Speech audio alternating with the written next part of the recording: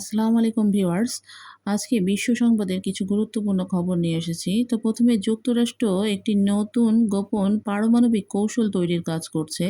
NBC নিউজের প্রতিবেদনে বলা হয়েছে, ভবিষ্যতে যদি চীন বা রাশিয়ার সাথে বড় ধরনের সংঘাত তৈরি হয়, তাহলে আগের তুলনায় স্বল্প পাল্লার কৌশলগত পারমাণবিক অস্ত্র ব্যবহারের বিষয়টি আরও বেশি গুরুত্ব দেওয়া হবে। সহজ ভাষায় বলতে গেলে, ওয়াশিংটন এমন একটি পরিকল্পনা তৈরি করছে যেখানে বড় পারমাণবিক হামলার বদলে সীমিত পরিসরে পারমাণবিক অস্ত্র ব্যবহারের বিকল্প বিবেচনায় রাখা হচ্ছে। যদিও এটি এখনও একটি খসড়া পরিকল্পনা, তবুও এমন খবর আন্তর্জাতিক নিরাপত্তা বিশ্লেষকদের মধ্যে নতুন করে আলোচনা তৈরি করেছে। এদিকে আরেকটি খবর হলো ইরানের খেইবার শিকান ব্যালিস্টিক ক্ষেপণাস্ত্র নিয়ে। তো এটিও এখন নতুনভাবে আলোচনায় আবারও এসেছে।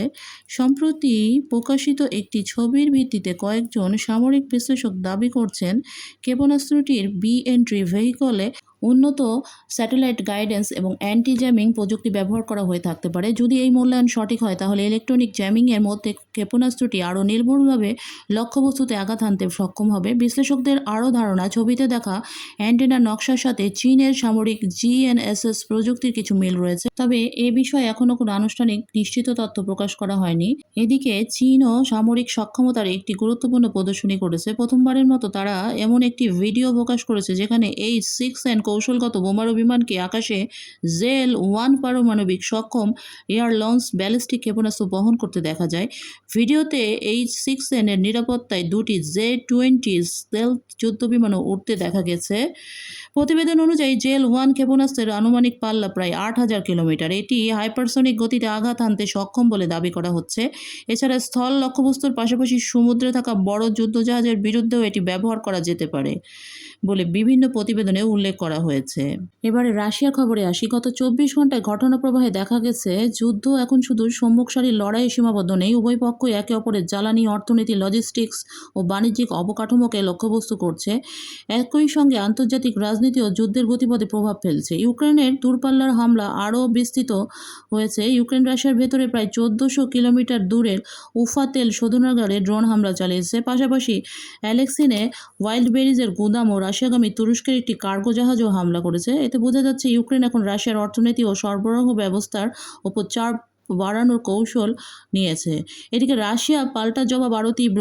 জবাবে রাশিয়া কিয়েভে ৩০টিরও বেশি ক্ষেপণাস্ত্র ও ড্রোন দিয়ে হামলা করেছে।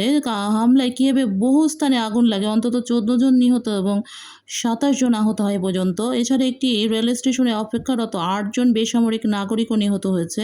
ইউক্রেনের বৃহত্তম ই-কমার্স প্রতিষ্ঠান রোস্টকার গোদামেও হামলা চালানো হয়েছে। আন্তর্জাতিক সমীকরণ বদলাচ্ছে। ডোনাল্ড ট্রাম্প ইউক্রেনের অতিরিক্ত প্যাট্রিয়ট ইন্টারসেপ্টর দিতে অস্বীকৃতি জানিয়েছেন। আর তার যুক্তি হলো, যুক্তরাষ্ট্রের মজুদ সীমিত এবং মধ্যপ্রাচ্যের মার্কিন ঘাঁটি ও মিত্রদের সুরক্ষায় এবার এসব ক্ষেপণাস্ত্রের প্রয়োজন রয়েছে। অন্যদিকে মার্কিন নিষেধাজ্ঞা শিথিলের আশা নিয়ে সিরিয়া রাশিয়ার তেল আমদানি কমাতে সম্মত হয়েছে, যা মধ্যপ্রাচ্যে রাশিয়ার প্রভাব ফেলতে পারে।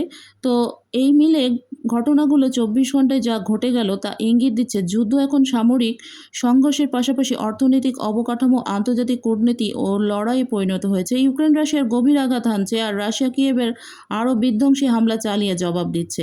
একই সময় পশ্চিমা সামরিক সহায়তা ও মধ্যপ্রাচ্যের ভূ রাজনৈতিক পরিবর্তন ও যুদ্ধের ভবিষ্যৎ গতিপথকে আরও প্রভাবিত করতে পারে। এদিকে ভারত রাশিয়ার Su-57E কেনার পরিকল্পনা থেকে সরে এসেছে। ভবিষ্যতে দেশীয়ভাবে তৈরি অ্যামকার পঞ্চম প্রজন্মের যুদ্ধবিমান হিসেবে এগিয়ে নেওয়ার সিদ্ধান্ত নিয়েছে। সব মিলে যুক্তরাষ্ট্র, চীন এবং ইরানের সাম্প্রতিক এসব পদক্ষেপ ইঙ্গিত দিচ্ছে যে বিশ্ব জুড়ে সামরিক প্রতিযোগিতা এবং কৌশলগত অস্ত্র উন্নয়নের গতি আরও বাড়ছে। এরই মধ্যে উত্তর কোরিয়া রাশিয়ার একটি ক্ষেপণাস্ত্র ইউনিট পাঠাতে শুরু করেছে বলে দাবি করেছে ইউক্রেনের সামরিক গোয়েন্দা সংস্থা, এবং এক্ষেত্রে ইউক্রেনের বিরুদ্ধে ব্যবহারের জন্য ১২০টি পর্যন্ত ব্যালিস্টিক ক্ষেপণাস্ত্র ও ৬টি লঞ্চার সরবরাহ করার পরিকল্পনা রয়েছে উত্তর কোরিয়ার। যদি এটি নিশ্চিত হয়, তবে এটি রাশিয়ার উত্তর কোরিয়ার সামরিক সহযোগিতার একটি উল্লেখযোগ্য মাত্রায় পৌঁছে যাবে, সূত্র রয়টার্স। সব মিলে বৈশ্বিক নিরাপত্তা পরিস্থিতি আগামী দিনগুলোতে কোন দিকে মোড় নেয়, সেটি এখন সবচেয়ে বড় প্রশ্ন। তো আজ এই পর্যন্তই। সবাই ভালো থাকবেন। আবারও দেখা হবে ইনশাআল্লাহ। আল্লাহ হাফেজ।